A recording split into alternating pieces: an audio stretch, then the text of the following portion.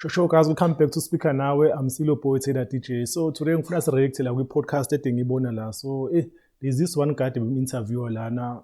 According to him, uthi co-founder ye record label lesikhumbula yaduma kakhulu lapha around about 2018.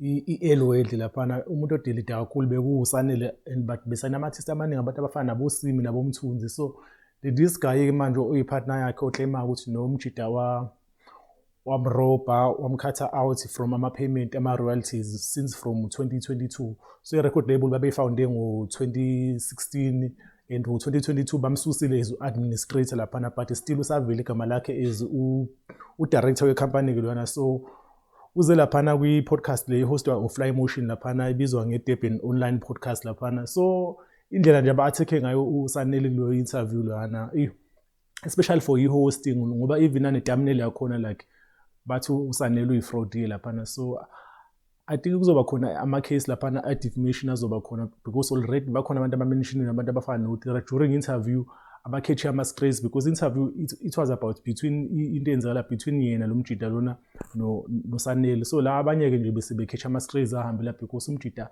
u-angry ngale ndlela. And there's one interview ade yenzile recently uSanele and uSkid wambuza about this thing but akazange efuna ukuba straightforward ekhuluma ngawo because no akakwazi uku-engage kuyona because umjida usevele wayikhipha wayenza ya-public yakuma-podcast laphana but there's issue ekhona between and nawavuma ukuthi no there's issue ekhona between but ufisa ukuthi bengakwazi ukuthi mhlawumbe besolve behind maybe imeter. Angazi ukuthi mhlawumbe kwenzakala ukuthi indaba bengaye court because according to umjida yonke izinto unazo une-proof. So I think icase ababela bise-court laphana because mase kanje kuma-platforms a-public I think izovele ibe worse ngale ndlela and izoyimosha kakhulu i-brand yakho uSanele since engayena umuntu vele ujwayele kakhulu ukukhuluma nama-interview but I think this was the right time ukuthi naye ekhulume ebe upfront mhlawumbe-ke naku-podcast and chill somewhere la azokhuluma khona about this thing because lo mjida lo yalwa and uyayifuna imali yakhe. So according to him umkoleta imali la ku-15 million.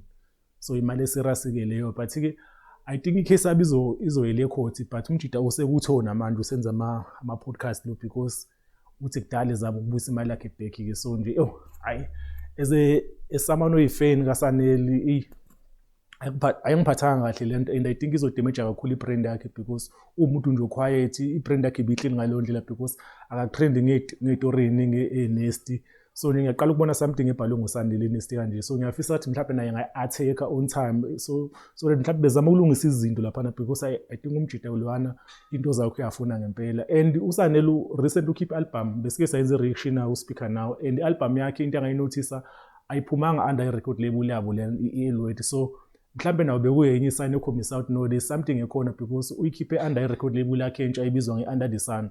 So should besivele sikhona lento ukuthi no abayisayisebenzisi le account lana because even umusic ophuma manje abosini awusaphuma under leya page yabo edikhona laphana ku-YouTube i-Elwell laphana. So ikhona into eyenzaka kona it's just ethi iqiniso asikazi solo lonke but kumjida hayi ushare i-story ngizoyishare i-link yale podcast lana ade yenza no-Fly because umjida I think wena umuntu uyi-break it down yonke into yakho. uSanele-ke wayibrusha nje laphana kule interview yenza no-Skid but akazange into details. So I think nje enye indaba esazotrenda lena kakhulu. So Speaker Nawe besiyelijikayo thina asithathe side thina silalela umusic but engathi amajida abo engayithola i-solution because ngathi asebenzene ndawonye isikhathi eside and i-Elwell company kade inkulu kakhulu. If uyakhumbula abantu abafana nomthunzi there's S-Tone baningi abantu ababekhona. I think u-Azana at some point nawo wayekhona under leyo record label.